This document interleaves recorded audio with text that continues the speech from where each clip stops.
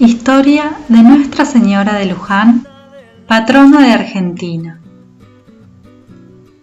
El siguiente relato es una adaptación abreviada de una vieja historia sobre los orígenes de la devoción a Nuestra Señora de Luján, patrona de la República Argentina, escrita por el sacerdote Felipe José Maqueda, publicada en 1812.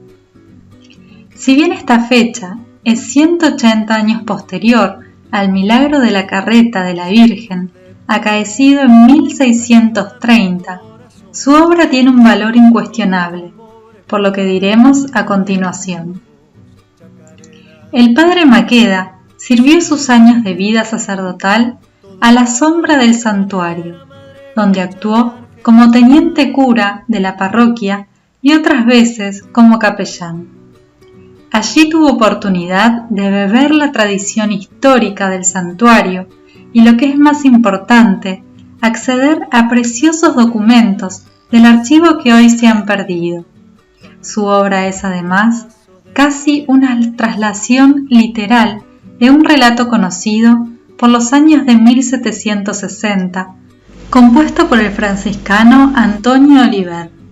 Y por último, la crítica histórica posterior, realizada por Monseñor Juan Antonio Presas, ha encontrado en la historia del padre Maqueda solo algunas diferencias secundarias con relación a los documentos encontrados recientemente en los archivos. Esas correcciones de detalle han sido tenidas en cuenta en este presente libro. La imagen de la Virgen. En aquel tiempo, en que el reino de Portugal estaba pacíficamente sujeto a la corona de Castilla, por cuyo motivo portugueses y castellanos comerciaban entre sí libremente como vasallos de un mismo soberano, y según el mejor cómputo que puede conjeturarse, por los años de 1630, cierto portugués, cuyo nombre era Antonio Faria de Sá, hacendado en el pago de su mampa, en Santiago del Estero, por no carecer de misa, principalmente en los días festivos en su hacienda, que distaba de Córdoba unas 40 leguas, trató de hacer en él una capilla dedicada a la Santísima Virgen. Con este designio, escribió a otro paisano suyo que le mandase del Brasil un simulacro de Nuestra Señora en el misterio de su Inmaculada Concepción para colocarlo en una capilla que ya estaba fabricando. En virtud de este encargo, se le remitieron no una, sino 2 imágenes para que eligiese la que más le conviniera. Vinieron ambas acondicionadas en un cajón aparte, porque como eran de barro cocido, para que no tuviesen alguna quiebra.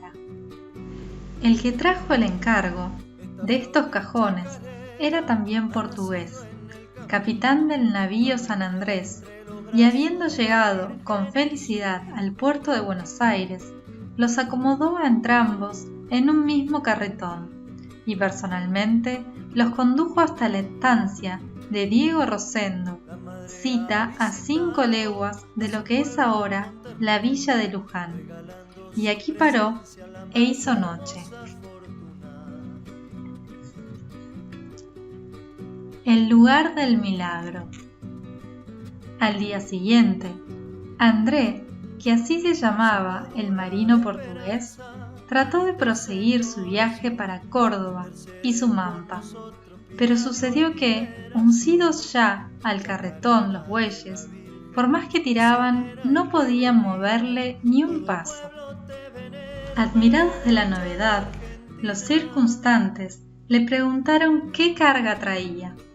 Respondió que la misma de los días antecedentes, en que había andado sin la menor dificultad, por no ser muy pesada, y pasando a individualizarla, añadió y dijo: «Vienen aquí 2 cajones con 2 bultos de la Virgen, que traigo recomendados para la capilla nueva de su mampa. discurriendo en tan extraña novedad algún misterio, uno de los que estaban presentes, quizás no sin inspiración divina, dijo: «Señor, saque del carretón uno de los cajones y observemos si camina». Así se hizo, pero en vano, porque por más que tiraban los bueyes, el carretón estaba inmóvil. «Truéquense pues los cajones», replicó el mismo. «Veamos si hay en esto algún misterio». Sacóse el cajón que había quedado y cargóse el que había sacado, y luego, sin más estímulo, tiraron los bueyes y movióse sin más dificultad el carretón. Desde luego, entendieron todos ser particular disposición de la divina providencia, que la imagen de la Virgen encerrada en aquel cajón se quedase en aquel paraje, como en efecto se quedó, prosiguiendo la otra a su destino. Abrióse el cajón y encontróse un bulto de la Purísima Concepción de media vara de alto, imagen hermosísima de la Virgen con las manos juntas en el pecho. Al punto la veneraron todos, y divulgándose luego el portento acaecido, empezaron los fieles a venerar a la Virgen Santísima en aquella santa imagen, y ella correspondió con repetidos prodigios y maravillas. No después de mucho tiempo, a corta distancia de la casa de dicho Rosendo, se levantó una pequeña capilla y se destinó un negro llamado Manuel, natural de la costa de los ríos de Guinea, de rara candidez y simplicidad, para que cuidara el culto de la santa imagen. Había venido este negro del Brasil con su amo, el conductor de las sagradas imágenes, el cual algunas veces, antes de morir en casa de Rosendo, en Buenos Aires, le dijo que era de la Virgen y que no tenía otro amo a quien servir más que la Virgen Santísima.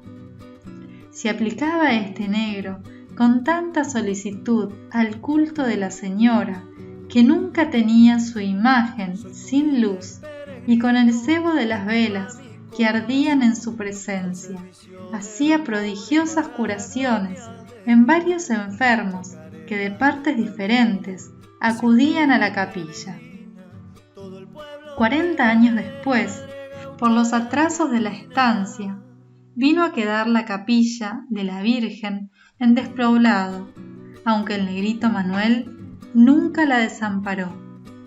Él era el que cuidaba de su limpieza y aseo, y de buscar y tener siempre encendidas velas para la sagrada imagen. Como eran tan continuos los prodigios que se experimentaban, era también incesante el concurso de gente que venía de lejos en peregrinación a visitar la imagen de Nuestra Señora. El traspaso de la Virgen. Padecían los peregrinos algún desconsuelo por no haber en aquel paraje casa ni rancho donde poder hospedar y frecuentar las visitas. Deseosa de remediar esta necesidad, cierta señora llamada Doña Ana de Matos, ansiosa de que se aumenten los cultos a la Purísima Madre, viuda que era del sargento mayor don Marcos de Sequeira, pidió al apoderado de Diego Rosendo, llamado el maestro Juan de Oramas, cura párroco de la Iglesia Catedral de Buenos Aires, le concediese dicha imagen, asegurándole que la cuidaría y le haría capilla en su estancia. No tuvo mucha dificultad en condescender a la propuesta el maestro Oramas, porque se persuadía que los concurrentes a la capilla le robaban el ganado de la estancia, y dicha señora, doña Ana, correspondió agradecida en darle alguna gratificación, no menos que 200 pesos. Llevóse, pues, la santa imagen a su casa y colocóla en un lugar decente, con ánimo de edificarle en breve capilla pública. Las traslocaciones de la Virgen. Pero al día siguiente advirtió, no sin susto, que no estaba la imagen en donde la había dejado el día antes, ni apareció en toda la casa, aunque la buscó. Afligida con este cuidado, le vino al pensamiento si la Virgen no se habría vuelto a su antigua capilla. Hizo diligencia para la averiguación y halló ser así como lo había pensado. Volvió por segunda vez y por segunda vez volvió a faltar de su casa y a encontrarse en la capilla sin concurso alguno humano. Desconsolada doña Ana, con tan extraña novedad, ya no se atrevió a llevarla consigo por tercera vez, porque pensó que sucedería lo mismo que las dos antecedentes. Y por otra parte, temió castigarse la Virgen su porfía, cuando a su parecer le daba a entender que no gustaba de estar en su casa. No obstante, movida por luz superior, tomó la acertada resolución de participar esta novedad a ambos cabildos, eclesiástico y secular, de Buenos Aires. Ya por entonces era famosa en esta ciudad la imagen de Nuestra Señora de Luján por los respectivos milagros que contaban los que en sus aflicciones la invocaban, por lo que fácilmente fue creída doña Ana cuando vino a dar parte del suceso a los superiores eclesiástico y secular. Analizaron el caso el ilustrísimo señor obispo y el gobernador, y resolvieron sería conveniente que ambos fuesen a cerciorarse mejor de este portento y a trasladar la imagen a la hacienda de dicha señora, Ana Matos, en donde los vecinos de Buenos Aires pudiesen hacer con menos incomodidad las peregrinaciones. A los señores obispos y gobernador siguieron varios personajes de ambos cabildos, con un sinnúmero de gente del pueblo, dirigiendo todo su camino a la estancia de Oramas. La solemne procesión. Bien informados sobre la verdad del suceso, levantaron en andas la milagrosa imagen y formando una devota procesión en que todos iban a pie y muchos enteramente descalzos, se encaminaron a casa de dicha doña señora. Como el trecho era tan largo, no menos de 5 leguas españolas, no fue posible llegasen el mismo día, por lo que entrando la noche, todos hicieron estación en la guardia antigua. Al salir el sol, se prosiguió procesión con soldados de la guardia hasta la casa de la expresada doña Ana. Aquí se erigió en un aposento un altar en que se colocó la santa imagen y el señor obispo dio facultad para que en él se celebrase misa. Por espacio de 3 días consecutivos se cantaron misas solemnes, haciendo a la gente muchas demostraciones de regocijo. El pleito del negro Manuel. Desde este día jamás se volvió la santa imagen a la estancia de Oramas, lo que atribuyeron algunos a la decencia o reverencia con que ahora se había traído, pero otros, con más fundamento, lo atribuyeron a que en esta ocasión vino con ella el negrito Manuel, que era su devoto sacristán y que estaba dedicado al aseo y culto de su capilla, lo que no había ocurrido en las 2 veces antecedentes, y aún en esta tercera hubo algunas dificultades que vencer, por cuanto el maestro Oramas alegaba ser su esclavo. El negro se defendía diciendo ser de la Virgen no más, y que su amo le había dicho varias veces, siendo muchacho, que era servidor de la Virgen en su santa imagen. Corrió sobre este punto algún litigio, pero ahora se arregló con alargar doña Ana al maestro Oramas 100 pesos con que se dio su derecho. Manuel, el héroe de esta historia. Esta relación quedaría imperfecta si no hiciéramos en ella particular memoria de este negrito, pues parece que así como la reina celestial se valió de la sencillez de un pobre indio llamado Diego para promover los cultos que se le dan en su portentosa imagen de Nuestra Señora de Guadalupe, que también es de la Concepción y se venera en un cerrito distante, una legua de la Ciudad de México. Así también quiso valerse de este cándido negro llamado Manuel para propagar los cultos de la imagen de Nuestra Señora de Luján, distante 12 leguas de la ciudad de Buenos Aires. Todo su cuidado era el aseo de su altar, el encenderle velas y ungir con el cebo de su lámpara a los enfermos que venían a buscar en la Virgen su remedio, y no pocas veces con efectos maravillosos, como diremos. Su inocente complicidad era tal que algunas veces trataba a la Santísima Virgen con extremada familiaridad.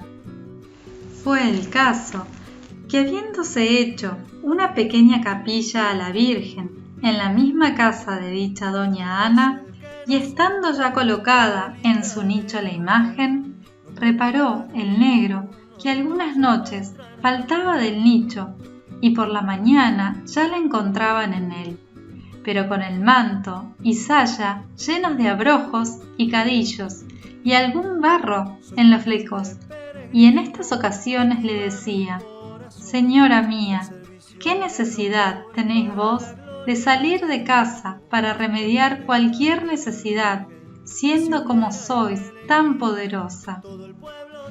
Y cómo vos sois tan amiga de los pecadores, que salís en busca de ellos cuando veis que os tratan tan mal». Con aquellas señales del vestido quiso darnos a entender que en beneficio de los mortales daba pasos como por sus pies. Lo cierto es que nuestro bendito negro Manuel, con los cadillos, abrojos, barro y polvo que sacudía del vestido de la Virgen, obraba maravillas, como diremos. El primer capellán de la Virgen de Luján.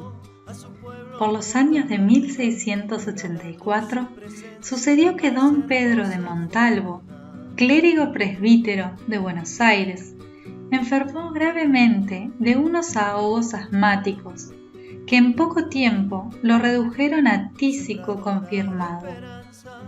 Resolvióse a venir a visitar a Nuestra Señora de Luján con ánimo de vivir o de morir en su compañía. Una legua antes de llegar a la vivienda de doña Ana, le aquejó de tal manera el mal que lo tuvieron por muerto los compañeros. Lleváronle como pudieron, y el negro Manuel, viéndole en aquel desmayo, le ungió el pecho con el cebo de la lámpara, y con esto volvió en su acuerdo. Después le dijo que creyese que había de sanar perfectamente de su enfermedad, porque su ama, así llamaba la Virgen, lo quería para su primer capellán. Luego echó mano de alguno de aquellos cadillos y abrojos que solía guardar cuando los despegaba del vestuario de la Virgen, según dejamos dicho, mezclados con un poco de tierra de barro que sacudía de sus fimbrías. Pidió a cierta señora llamada doña María Díaz que le hiciera de todo ello un conocimiento. Diósele a beber al enfermo en nombre de la Santísima Virgen, y con solo este remedio quedó libre de sus ahogos y enteramente sano. Vejez y muerte del negro Manuel. El negro Manuel, vestido de un saco a raíz de las carnes y criando barba larga a manera de ermitaño, ayudó no poco a la prosecución de la obra de la nueva capilla y después continuó en servicio de la Gran Señora hasta una ancianidad decrépita. Hallándose en la última enfermedad, dijo un día que su ama le había revelado que había de morir un viernes y que el sábado siguiente lo llevaría a la gloria. En efecto, su muerte aconteció el día mismo que había dicho, y se puede creer piamente que se verificó por entero su vaticinio. En su muerte se le hallaron en depósito 14.000 pesos de las limosnas que los devotos y peregrinos habían ofrecido para el culto de la Santa Imagen, y con este dinero se fundaron después las haciendas de ganado del santuario. El nuevo capellán Montalvo, agradecido al beneficio de la milagrosa salud, terminó en un año la construcción de la nueva capilla y promovió con esfuerzo la devoción a la Santa Imagen, celebrando anualmente y con toda solemnidad la fiesta de la Inmaculada Concepción, y con los repetidos prodigios que se experimentaban, tomó la devoción a la Virgen de Luján tanto vuelo que no solo los vecinos de Buenos Aires, sino también los de las provincias muy remotas venían en peregrinación a buscar en este santuario el remedio de sus males. Señor Dios, te pedimos humildemente que te dignes glorificar a tu siervo, el negro Manuel, el fiel esclavo de la Virgen de Luján. Amén.